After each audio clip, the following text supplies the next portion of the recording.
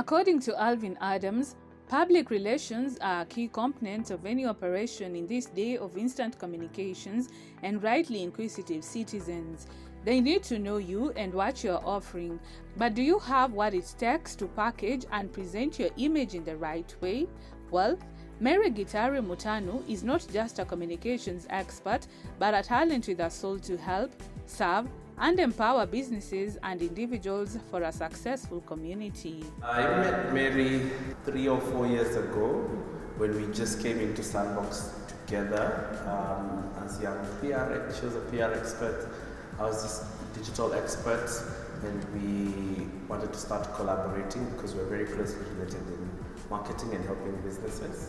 And I've known her throughout the years, working together and growing together in our businesses, growing other businesses as we collaborate.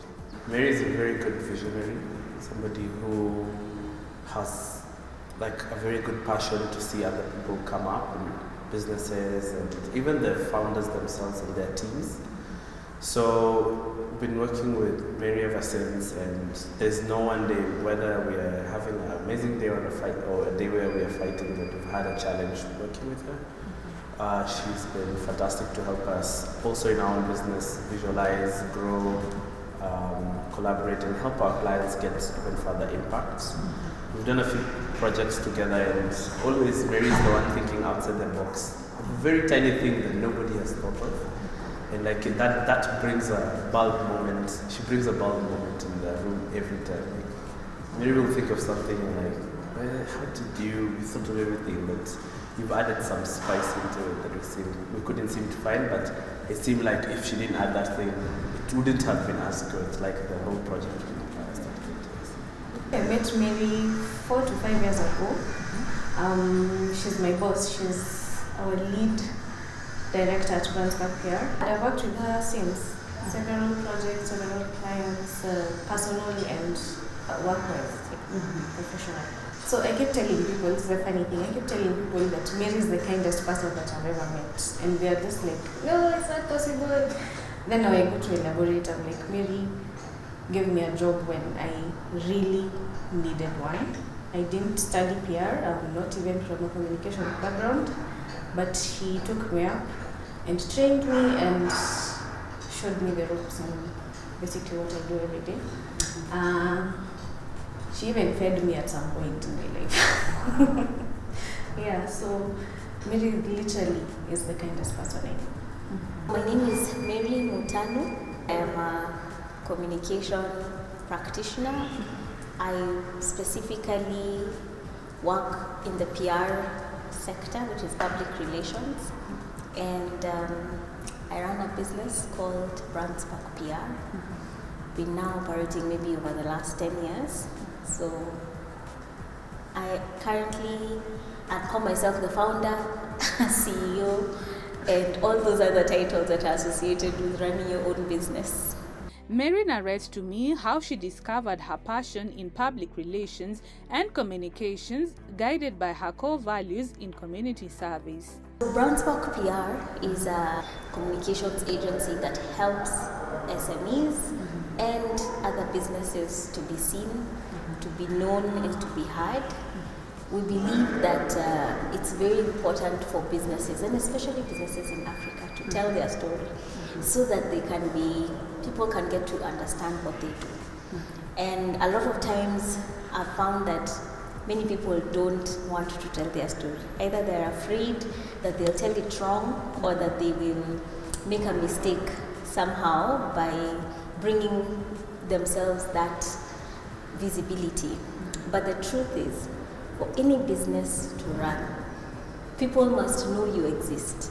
And the only way that people can know you exist is if you tell them about yourself, what you do, why you do it, how you do it. And I've been doing that now for, like I said, the last almost now 20, going to 2 decades. They say a long journey will always begin with one step, and this step leads to another all the way to a point of no return, and that is what makes a hero. I've been employed previously. I began my career, as an intern.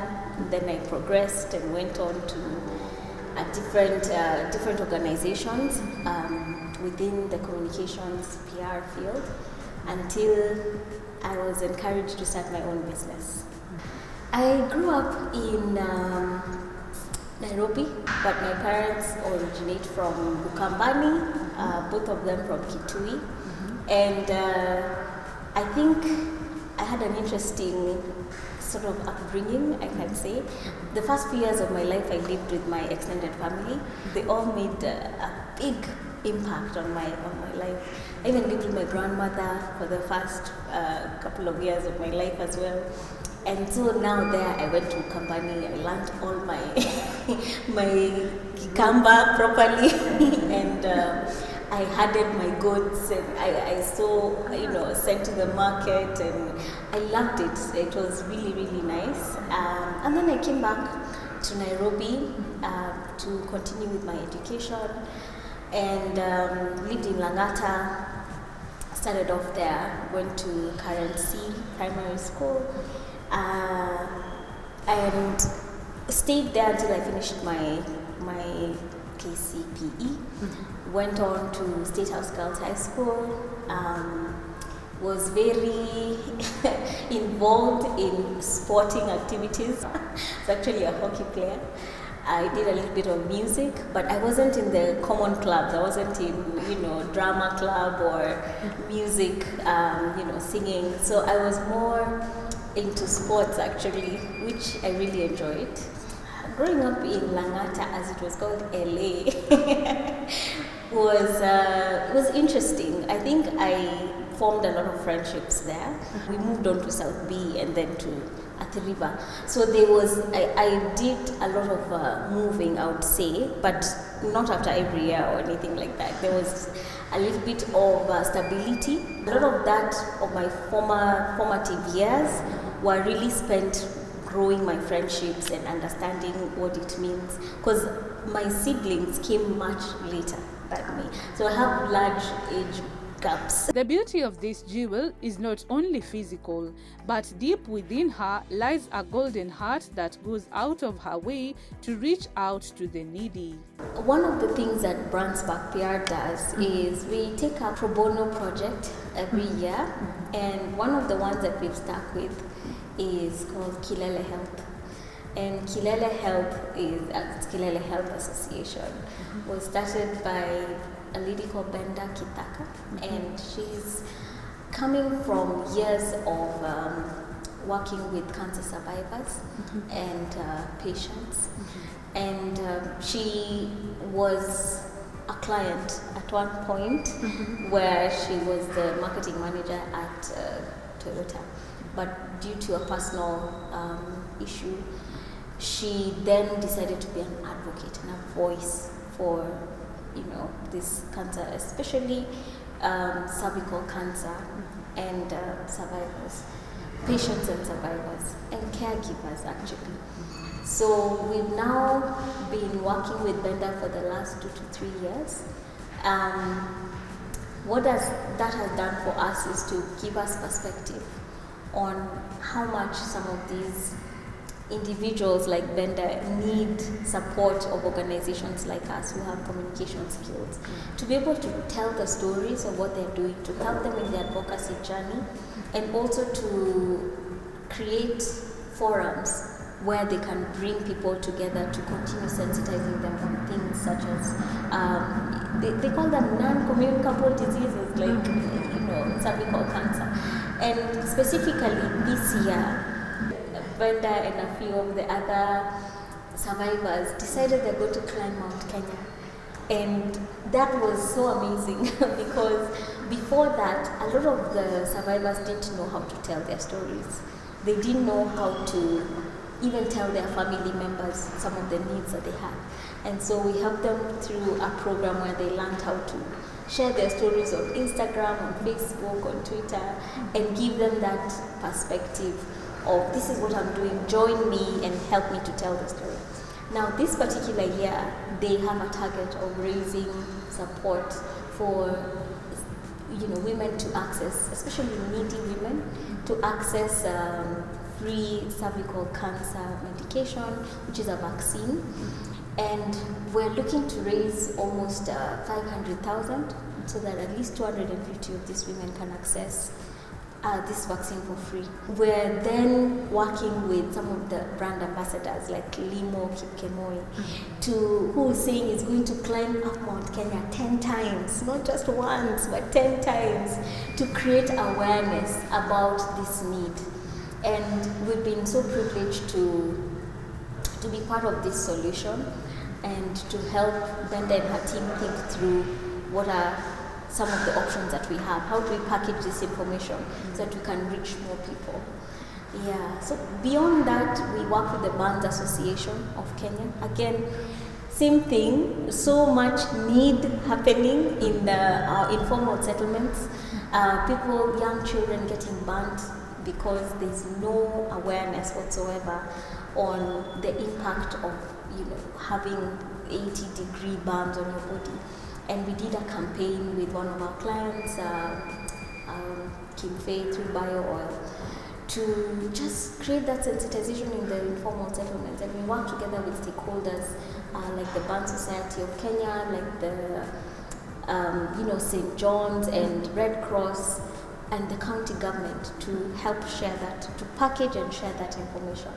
So you find like the doctors, they know exactly what to say, but they need it to be visualized. Like, how does this poster look? How does they do a walk every year? How do we make sure that everybody gets to understand why they're doing, and helping them also with media coverage, because that's not something very many people actually know how to do. They don't know how to package their stories so that the media are interested. So working with this project on pro bono helps us to have an impact in community, but also gives us the opportunity to see, once somebody knows how their lives change. We love to see how we can plug into the different corporates we work with and ask them, what is your CSR? How can we help you to embed it in the community? And she reveals to me the secrets behind her successful smile. My motivation is to tell stories that have impact. I've always been the person who people feel like I understand what they're saying and I'm able to articulate it better. So think of an interpreter. So I feel like I'm that person for businesses and for individuals. A lot of times somebody will, just a good example, somebody asked me for their business name, what should it be called? They gave me their tagline and told me what they're doing. And in a really short time, I was able to put the words together to give it meaning. I'm convinced actually that 80% of anything, think of a business now at this level, think of a business, 80% of any business will rely on proper communication to make that one sale. If people, by just looking at the logo, looking at the tagline, looking at your quick introduction, are not able to see what it is that you're doing, they will not buy from you. I saw that companies in the West, brands in the West, they kind of understand that in Europe and in Americas, they understand that for you to be able to sell, they have this machinery where you immediately come up with your name. There's a logo, there's business cards, there's merchandise, there's a website. They know the power of visualization. Whereas here in our market, because it's again, like we said, first, second generation businesses, a lot of people will be trading for a long time without having registered their company, without having a name for it, without having an identity, without all these things, because they think it's too much. And then our culture tells us, kizuri chajiuza, kibaya chajitembeza. So which means if something is good, people will buy. If it's not, nobody is going to buy. So they find that telling the story or being visible is a waste of time. I'd rather focus on the selling, not knowing the way the mind works is that I first have to see something, then I like it, and then I think whether I'm going to buy it. So we are in this space of helping brands to tell their stories in a way that is simple and also helps them to be seen. Like I said, for you to be bought, somebody has to have seen you somewhere. Then they know about you, and they by knowledge it means, do they really understand what you do, right?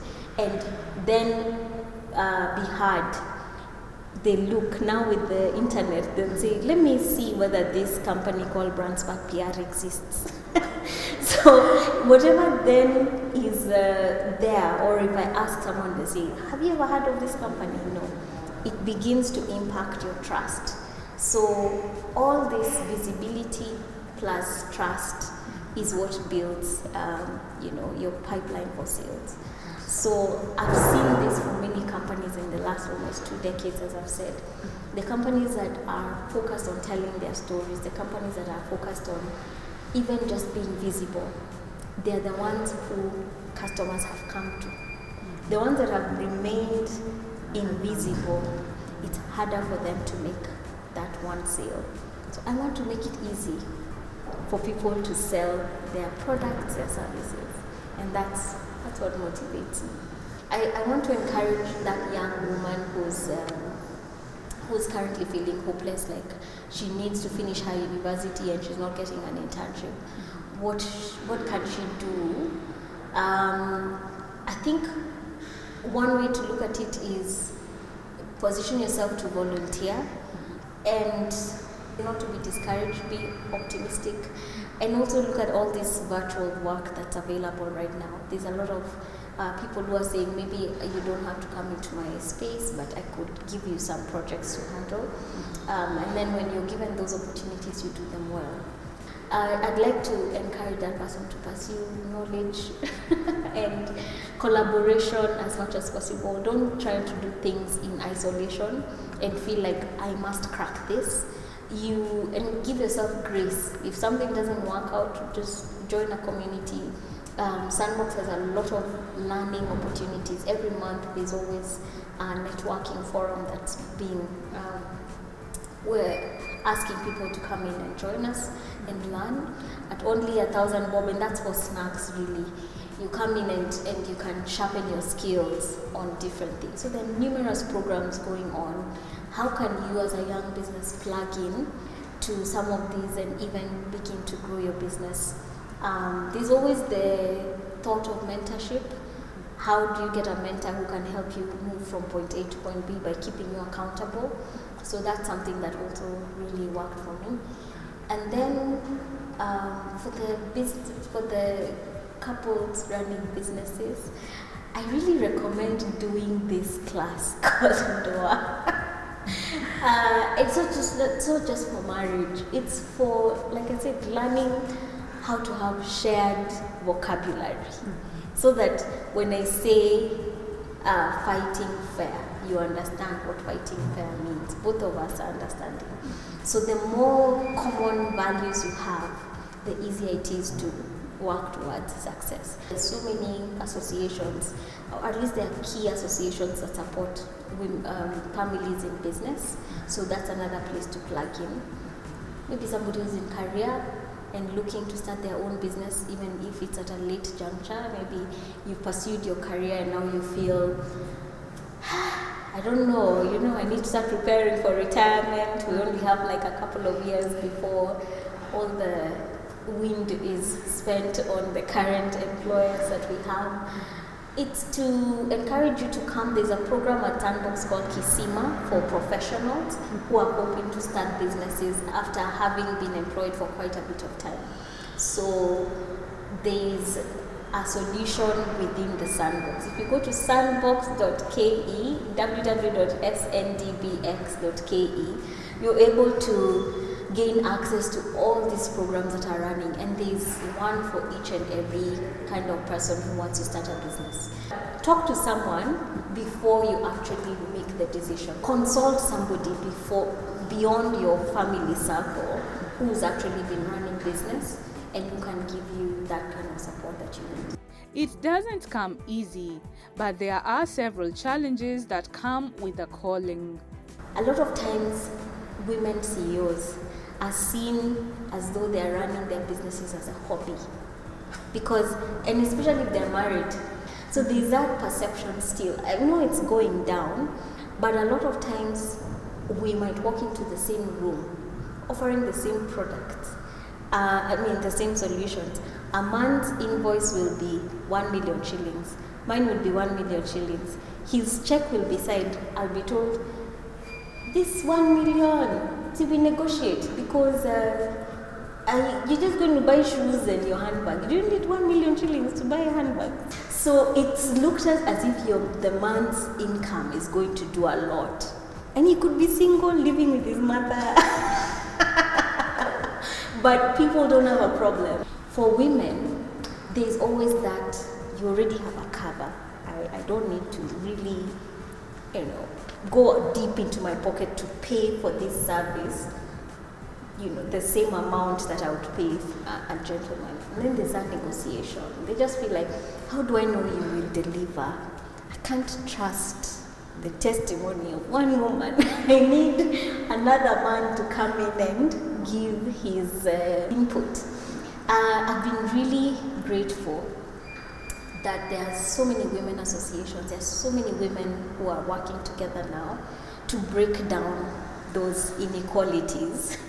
And at the Sandbox, we do have a platform that brings the women of Sandbox together to address some of those unfair business practices. But I think people always underestimate how old I am, my experience. They underestimate my ability to deliver because they perceive that I don't fit in a normal, category. It's very important to bring out what your positive skills are. What is it that you are good at, as opposed to focusing on the negative. I focus on my positive, the skills that I shared earlier, the values that I have, the ability to make friends with anybody, and just being committed to doing whatever I said that I'll do has helped me to gain credibility over the years. And I'm grateful for those people who have given me a chance, my business a chance. And I want to encourage everybody, if you focus on the positive, you can overcome the challenges.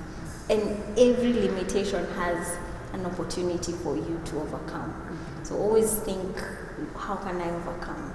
I think friendship is very important, and also respect. I also believe that the kind of person that you go into business with, your husband you go into business with, must also be a great supporter. I really value that my husband allows me to take the title CEO, founder, and he doesn't feel threatened by that. And that has been a great canvas for me to progress. And I did go into the business first, then he joined.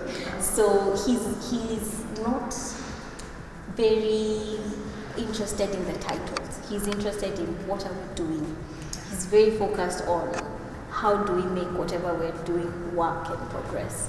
So I find that attitude, he has the right attitude, and that has allowed me to be able to still progress and to grow. Wiseman said that you are defined by the community you belong to. The public relations expert has chosen not to just be defined, but also to create one and empower it to become one beautiful community ready to impact the world. I'd like to tell Mary now that finally I've been asked. I think her gifts are limitless and it's so fantastic. She's very talented. And I think her impact can go only further. As an entrepreneur, sometimes you feel, I don't know if you know what you're doing and its power. You feel, I don't know if I should give up and just start something else or just stay at home and watch Netflix. You're sometimes so tired. But I tell Mary, man, her gifts would be missed in any room that she was meant to be in so many people she's yet to impact. And even in our own lives, I feel like if I don't see a Mary here and there, I'd be so confused. I'm so confused with myself and whether to also continue. If Mary has given up, I should give up as well. So I know she has many things to do and a bright future ahead. And even her future right now is quite amazing. And she keeps motivating and inspiring most of us. So may you continue. I'd like to thank my parents for encouraging me definitely to be the person that I am today. I'd like to also thank, of course, my husband, who has been very instrumental in the growth of our business. It's impossible to grow if you don't have the right support systems in the home. And obviously my children, it's Jeremy, Christian, and Jonathan. Obviously the Sandbox community, my church community that has given me everything. Toastmasters. I have so many things to say about all those communities. Obviously, all that has been made possible through God and giving me this opportunity. So I'm really grateful that I feel I can confidently say I've been living out my purpose, and I'm grateful that I have an opportunity to see how much God loves me and how many doors He's opened for me to become the person that I am today.